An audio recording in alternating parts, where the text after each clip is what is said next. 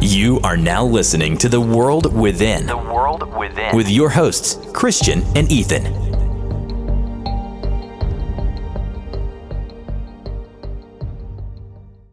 Pulled the .38 revolver out of my pocket.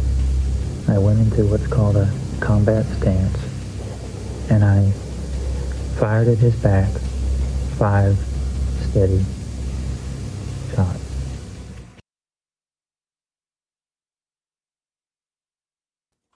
Welcome to the World Within podcast. I'm one of your hosts. I'm Christian. I'm Ethan, and I just want to say thank you everyone for all the views and downloads and all the listens we've gotten on Spotify, the reviews on Apple Podcasts. Yeah, we're well over 100 downloads, and we couldn't have done this without you guys. So thank you.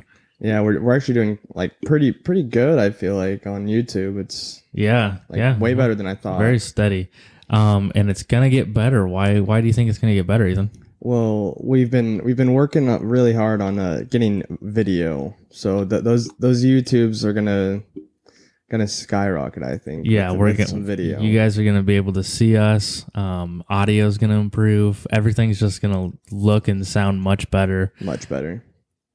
Saying that, let's talk about our Patreon. Right. So our Patreon, you can get some pretty cool stuff. You can get some. Who doesn't like shirts?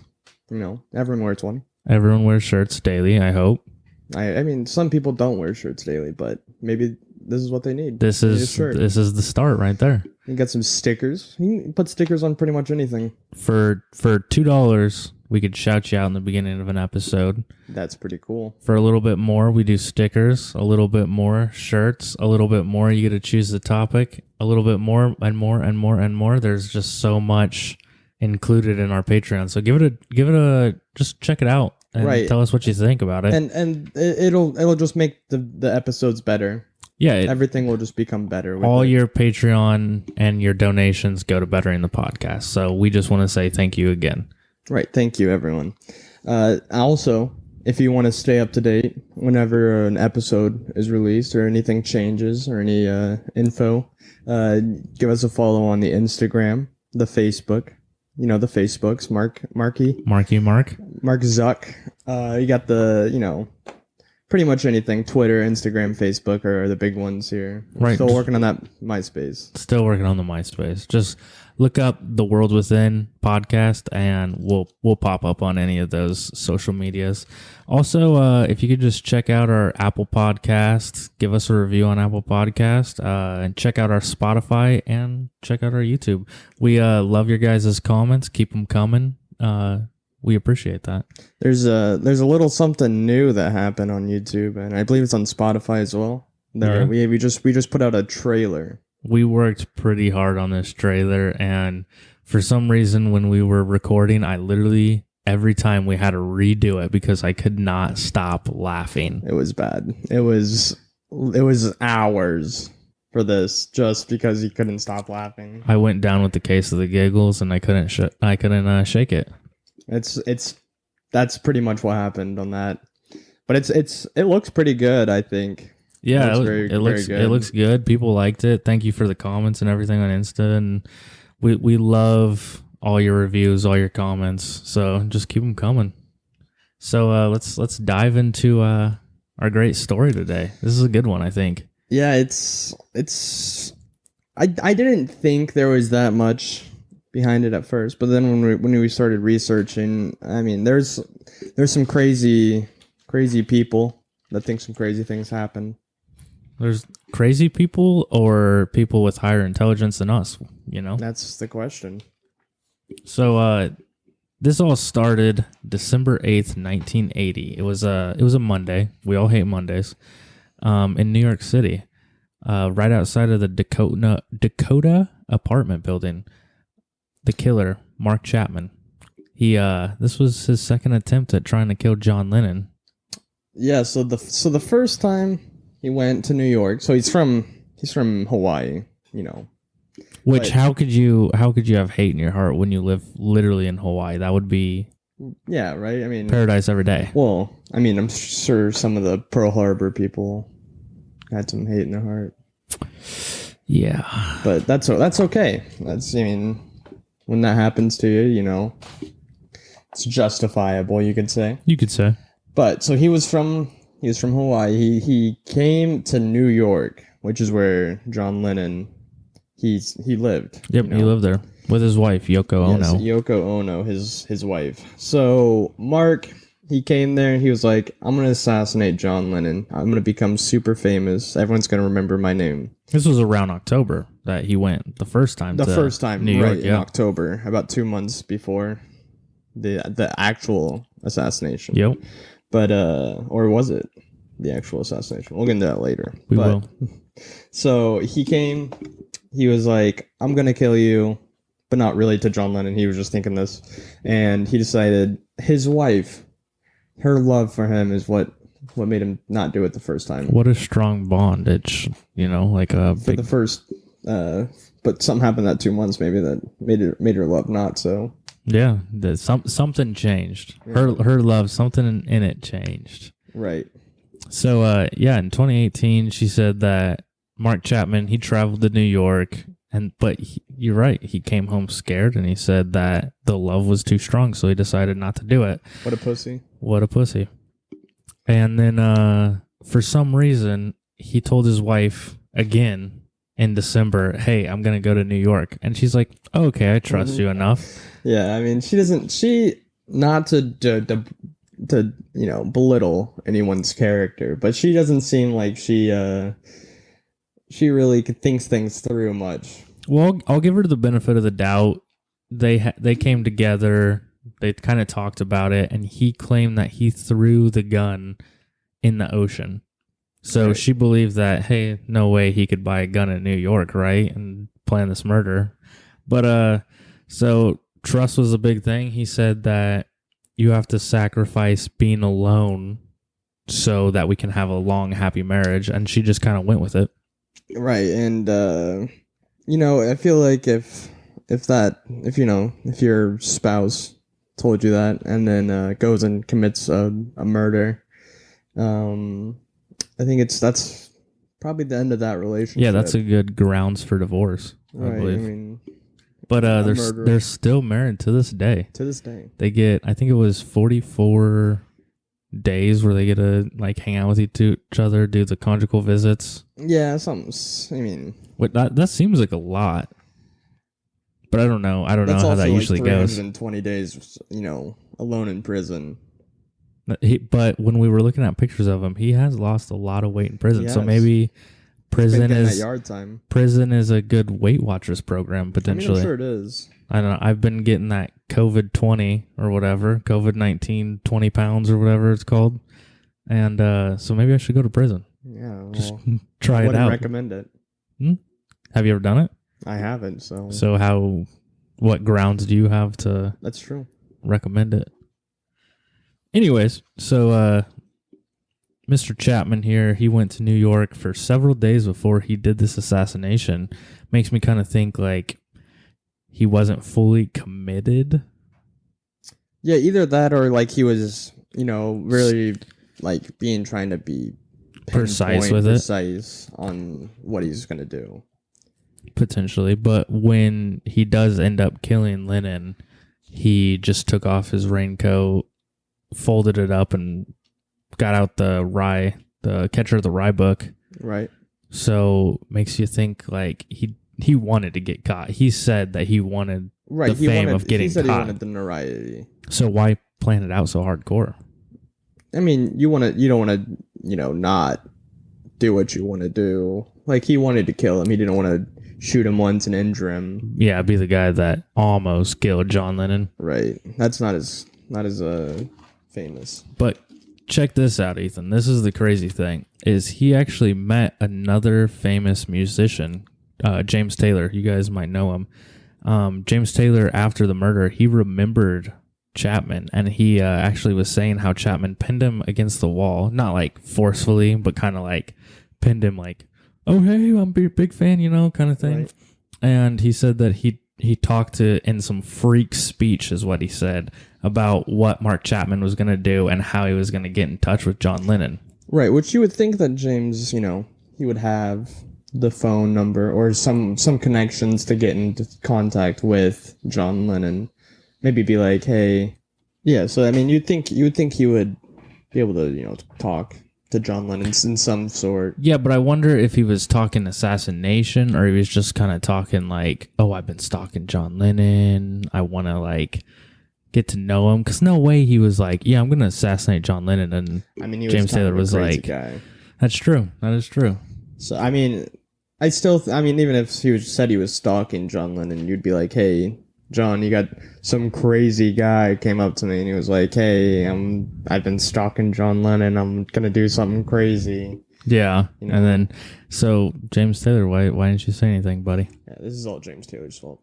So, People's Magazine in 1987, they had an interview with Chapman and he said that John Lennon wasn't the only guy on his little hit list. Right, he said he had alternate people that he had in mind, which would include Paul McCartney, another Beatle. He had Johnny Carson, Elizabeth Taylor, George C. Scott, Jacqueline Kennedy. I mean, come on, give her a break. Give her a break, seriously. Right. I mean, she was literally holding her husband's brains into his head. Yeah, but maybe he would have been doing her a favor. Yeah, maybe. He just wanted to fulfill the Kennedy curse. Yeah, I mean, that's for another episode. That is a story for another episode. But he also had Ronald Reagan on there, was just elected president in 1980. And arguably the most famous of the list, Hawaii's Governor George Iyoshi. Yeah, I mean it's a big name. But the big thing is in 2010 he said that really he was just going after the most famous person on the list, and John Lennon by far I think was more famous. Right. The only one that would be like more famous would be like Ronald Reagan, but he wasn't even like sworn in to being president in 1980. Right. And he was kind of like rushing this, right, I would think. Like he wanted it now. But the interesting quote that he said was he chose John Lennon out of convenience. Yeah, I mean, if you think about it, it'll be out of all those people, that's what's because John Lennon didn't have any bodyguards. He didn't have any security. He would just and he would be and very he loved open his to his fans. Yeah, exactly. So that's a big one. So it's easier to execute in a certain sort of way, right? Than the rest would be. So he stalked John Lennon for 2 to 3 days, and Chapman actually ended up making contact with John Lennon and his wife Yoko Ono as they were walking from the Dakota apartment to the limousine. They were going to go to the studio to record some music. And John Lennon was known to stop for his fans and sign autographs. And what's crazy is Mark Chapman, around like 5 p.m., he held out a vinyl copy of John Lennon's recent release called Double Fantasy. Haven't heard it. Same. I haven't heard it. I really only know Imagine. Yeah, John Lennon left the Beatles. But he asked for an autograph, and Chapman talked about the interaction. And this is very interesting. He said, he was very kind to me, ironically very kind and very, very patient with me. The limousine was waiting, and he took his time with me. He got the pen going, and he signed my album. He asked if there was anything else, and I said, oh, no, sir. And he walked away. Very cordial and a decent man, was his quote. That's, I mean, like, can you imagine can you, like, try and put yourself in the mindset that you're going to go murder someone? And then you come face to face with them, and you have, like, a conversation with them. Right. And they're just, like, a nice person. Which, I mean, John Lennon was no saint. I mean, yeah, he wasn't a saint, but he has quite a violent backstory here. Maybe he was very nice to his fans and being treated nicely, because his big thing, Mark Chapman's big thing, was the Catcher of the Rye book, which he kind of referenced to a lot and kind of blamed this assassination on. And the big thing with that was someone in there kind of changing from this open-minded person to just a celebrity. Right. And so that's what he was kind of phony. Right. Big phony. That was the big word. And so I just find that interesting that he actually found out that he wasn't a phony and he was actually a genuine person. Right. I mean, he had a copy of Catcher in the Rye, and inside he had the name of the character in Catcher in the Rye. It's not coming to me right now, but he had that, and then he referenced himself as the character. As the character, yeah. And he said, "This is my statement," and underlined this, right, to kind of show, the significance of what he's done. But so the big thing was 5 hours later, Chapman and Lennon would meet again for the last time. Dun dun dun. Right, and so as most would know, he had a pistol and he took it out and shot John Lennon. A 38 revolver. Right, he shot John Lennon. He said he took 5 shots. What I find interesting, he said he went into a combat stance and shot him 5 times to ensure that he did dived. it. Right, like what's a combat stance? I think he probably just went down on a knee and made sure to make like it's more accurate. But this guy had no military background, so how he would even really know what a combat? Sure you could find like what on the internet? No.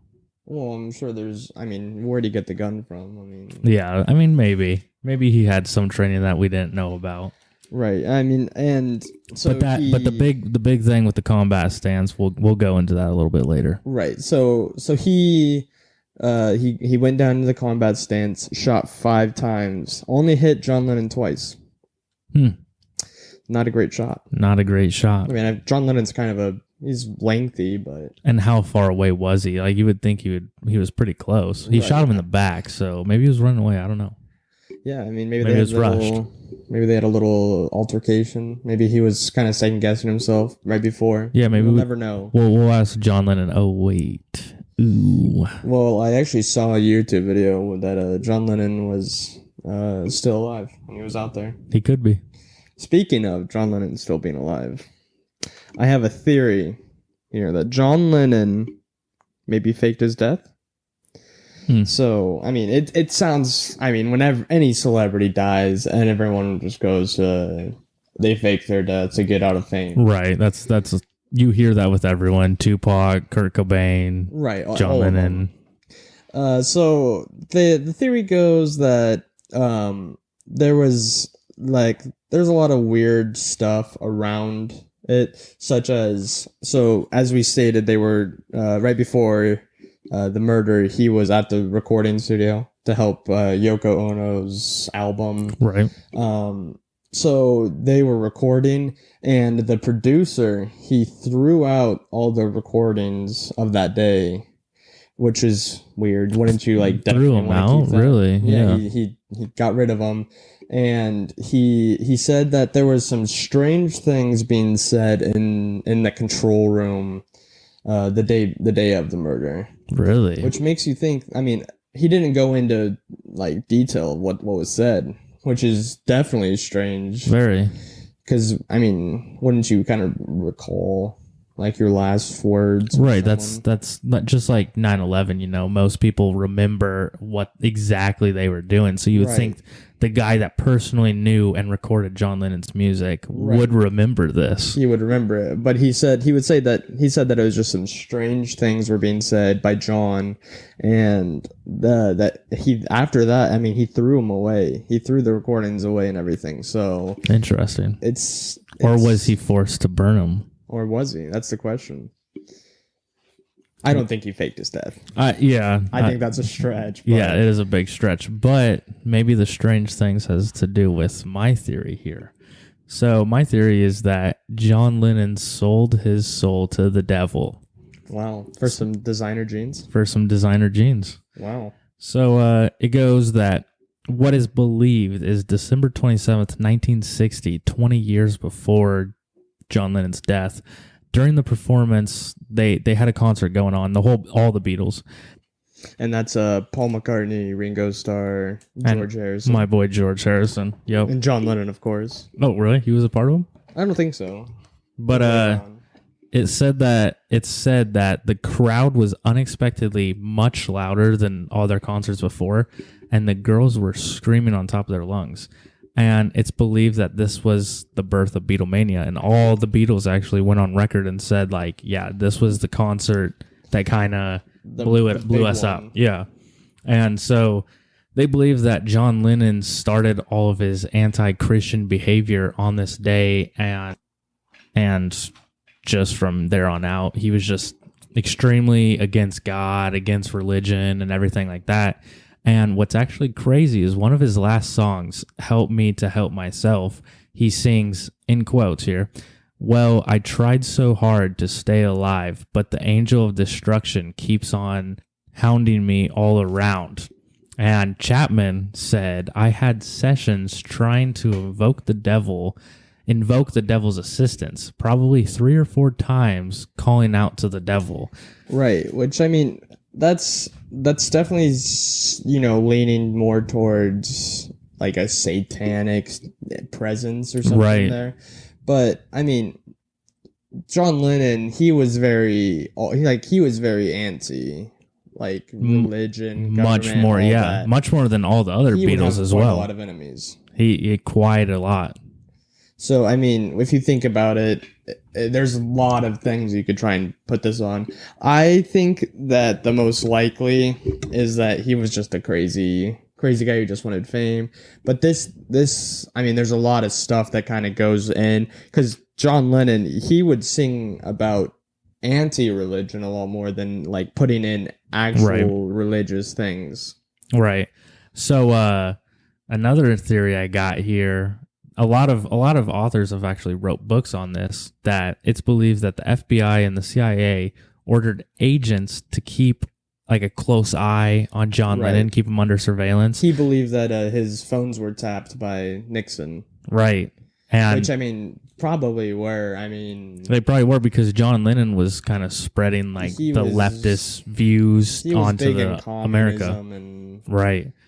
So, I mean, and how powerful he is, I do believe that the government could see that as a threat, especially with all that communism. This is like smack dab in the war. Right, exactly. And so it's believed that Mark Chapman was trained in war-torn Beirut to kill John Lennon. And here's the big catch that got to me, is that the Catcher of the Rye book was actually like the trigger.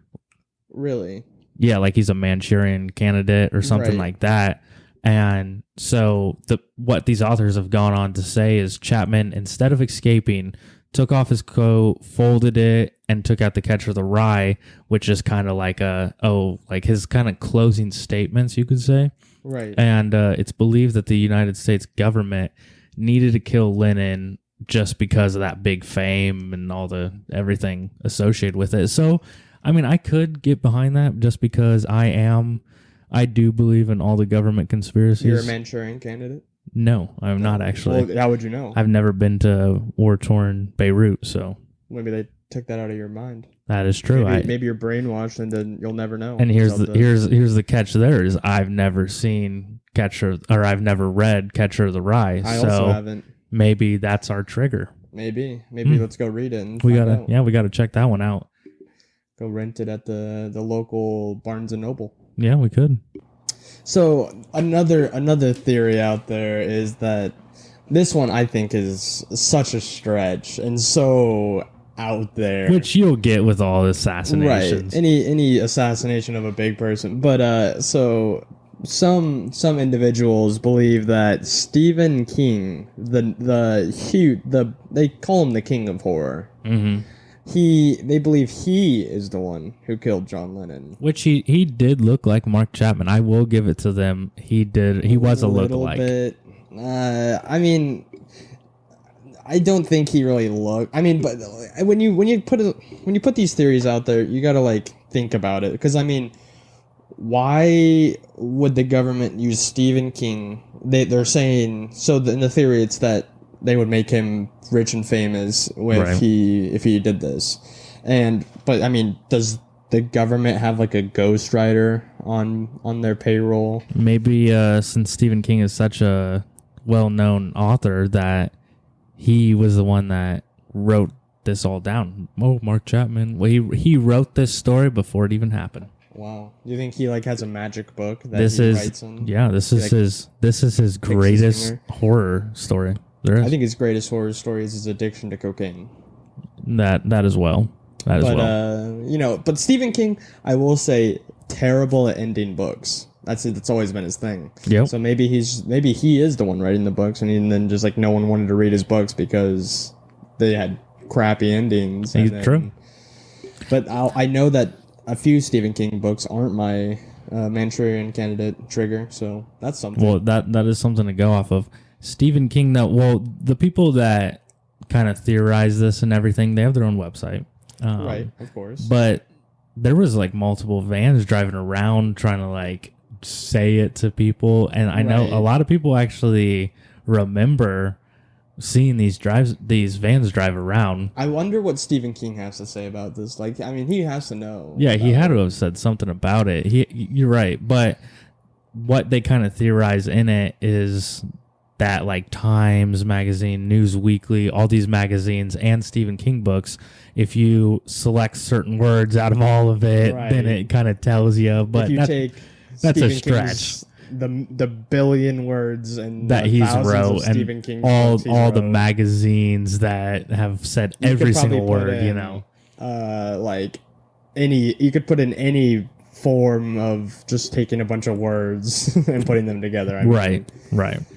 But so that one's very out. I think this is like the most ridiculous one out of all of them. But I mean, if you believe it, I mean, I'm open to nothing against it. Yeah, just comment on the YouTube or send us a DM and tell us kind of what you view with this. But Ethan, you talk about what you think went down. What are your thoughts? What are your reactions with all this? So whenever I'm thinking about conspiracies, I always like to you want to think about the goals of the people behind it and like what their views are and what they're like biased towards and everything. Right. So in this, I think, and you also want to think what's the most probable, because usually when what's the most probable is what's the most likely. Right. And I do think that the most likely is that Mark was just a crazy guy, a little bit off his rocker. He just wanted to be super famous. I mean, a lot of people want to be famous. Not all those people go and shoot and kill a major celebrity. Yeah, you want to be famous in a good way. Yeah, usually, I mean, but not Mark. Mark just wanted to be famous. He didn't care how he got it. Yeah. So I think he did what he did. He went and killed him, and I think he was just crazy, and it's what's been, convicted and what's the most believed story, Right. But maybe I'm just a sheep. Maybe you are just a sheep. Maybe. I don't think that Mark Chapman was all that crazy. I mean, he obviously have to have a little bit.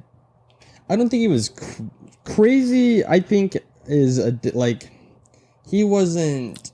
I think it was more. It was more like the school shooter kind of crazy, where it's most of the time it's just someone that doesn't have a lot of friends, unhappy with their life. Right, mental health bad. Right, so I think that it was mainly under that category where he just wanted to go out in a blaze and he wanted be fame. Known for something, Yeah, he wanted people to remember his name because he thought he couldn't do it any other way. Right, which I don't blame him. He was just a fat loser in Hawaii, but he lived in Hawaii, so I don't know how bad your life can be in Hawaii. Right. I mean, I don't know. I haven't lived in Hawaii. Maybe once you live there, it just gets bad. Maybe. I've never even been to Hawaii, so I also haven't been to Hawaai. Maybe we should go visit his wife. We should visit her. I think she's still alive. The last interview was in 2018. So. Do you think she lives in Honolulu still? Yeah, I think so. I feel like she'd live closer to the prison he'd be in. Oh, that's true. Easier. I wonder what prison he's in. Yeah, that's a good question. I mean, it happened in New York. It's probably somewhere near there. Yeah, it's not like a federal crime. But he crossed state. Oh, that's borders, true. Yeah, so true. It would be a federal crime. Yeah, you're right. I'm not sure where he would be. But maybe we should visit him. Have like a little interview with him. People Magazine can do it. Why can't we? Well, People Magazine's pretty big. As we are going to be soon. Yeah. So we should. Once we're big, we're gonna buy People's Magazine. Okay. I hate People's Magazine, so let's just buy it and then just cancel it. Yeah. That's classic move. Who did that with Vine? Who was the one that bought him and then just kind of said, "Oh God." Twitter. Well, it's because Vine, they didn't have any ads or anything, so they literally were making negative money. Well, this is the thing with Vine too. Is I remember, like, everyone remembers the good Vine, but no one likes to remember the cringe Vines where Vine it just all became. Cringy, it became so yeah. Vine got Acting so and, bad. King Bach. Yeah, cringe. King Bach, and who's the guy with Christopher Nash or whatever? All of them. All of them were just Viners. Although the comically large spoon skit from King Bach, classic. That's classic. Anyways, so what do you think is the most likely? I like, the most likely is Mark Chapman wanted to be famous, but so I agree with you there. But the one that I want to believe in the most is that he sold his soul to the devil, because the timelines add up. Story. It's a good story, novel. and I do believe that a lot of famous people sell their souls to the devil. It just kind of goes with it. I mean, so I like to think that. Yeah. I mean, there's a lot of crazy stories with celebrities like becoming famous out of nowhere. Out of like really weird, yeah, and he was so anti-Christian compared to everyone else. Like right, George Harrison, like got into Christian songs. Huge in religion. Yeah, so you think that you kind of form your beliefs with your pals, and he didn't. So I wonder what the and he by far became the most famous Beatle too. I think Paul McCartney is the most, just because he survived. He survived, and he's still the biggest. I mean, Ringo survived. I think John Lennon though is more of a household name out of all the Beatles. People know John Lennon more, and I don't think that's due to his death. I think because he kind of, I don't know. He was like the lead singer. Really. Yeah. I mean, they all sung, but he had like the most songs, like the most famous songs. He also sounded like a crazy British guy. He was a crazy British guy. So so I'll go with he sold his soul to the devil's theory. I like that one. I think it's a good story, but I don't think it's realistic in this sense. Right. But yeah, so that's pretty much all the theories we have on that. I mean, I just want to reiterate, thank you everyone for all the love we've been receiving. Yes, it's a bunch of love, and I truly respect all your guys' opinions, and just want to thank you guys all for the YouTube comments, the Apple podcast reviews. We've been getting a lot, so let's just keep them coming, and we'll just keep releasing content, 2 episodes a week. 2 episodes a week. Yeah, every Thursday night and every Sunday night. So thank you guys. We just can't thank you enough. Yeah, thank you everyone. Thank you for listening to The World Within. Thank you. Thank you. Thank you, thank you, thank you for all you do. Join our Patreon, subscribe to our YouTube channel, and catch us next week. Thank you.